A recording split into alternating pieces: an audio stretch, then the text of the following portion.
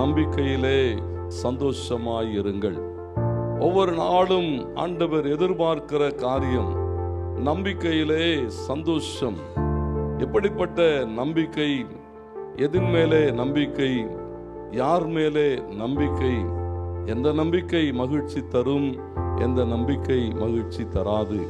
அநேக நேரங்களிலே நாம் நம்புகிறவைகள் நம் வாழ்விலே மகிழ்வை கொண்டு வருகிறதில்லை.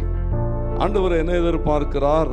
எந்த நம்பிக்கை தேவ பிள்ளைகளுடைய வாழ்வை மகிழ்ச்சியாக்கும்?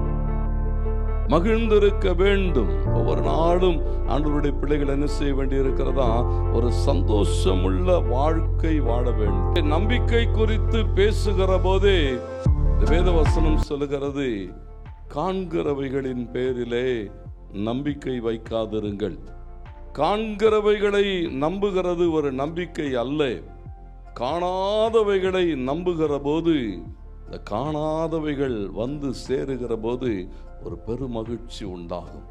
ஆண்டவர் என்ன எதிர்பார்க்கிறார்? அநேக நேரங்களிலே காண்கிற மனிதர்களை நம்புகிறோம். எரேமியா பேசுகிற போது மனிதனை நம்புவதற்கும் தேவனை நம்புவதற்கும் இருக்கிற இரண்டு அடிப்படை வித்தியாசங்களை பார்க்கிறோம்.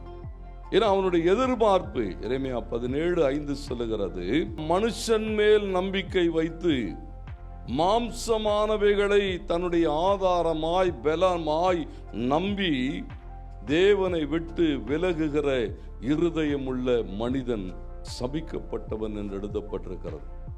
எந்த நம்பிக்கை நம்முடைய வாழ்விலே ஆசீர்வாதங்களை கொண்டு வருகிறது? இங்கே எழுதப்பட்டிருக்கிறது, மனிதனை நம்புகிறான், மனிதனுக்கு பயப்படுகிறான். நீதிமொழிகளில் சாலமோன் ஞானி பேசுகிற போது 29:25 சொல்லுகிற போது சொல்லுகிறார், மனுஷனுக்கு பயப்படுகிற பயம் கண்ணியை வருவிக்கும். மனுஷனுக்கு பயப்படுகிற பயம் என்ன செய்கிறதா?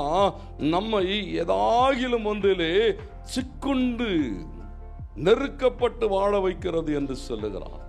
மனுஷனுக்கு பயப்படாதிருங்கள், கர்த்தருக்கு பயப்படுகிறவன், கர்த்தரை நம்புகிறவன் உயர்ந்த நிலையிலே. பாருங்களேன், மனிதனை நம்பக்கூடாது என்பது அல்ல, கர்த்தரை விட நீங்கள் மனிதனை நம்புவீர்களானால் பரிதபிக்கப்படத்தக்கவர்களாக இருப்போம்.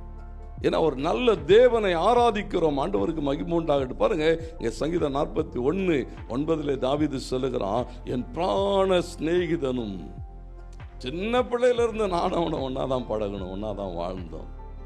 ஏன் அப்பம் புசித்தவன், நான் நம்பினவன், என் மேல் தன் குதிகாலை தூக்கினான். எப்ப மனுஷன் மாறுவான்னு தெரியாது.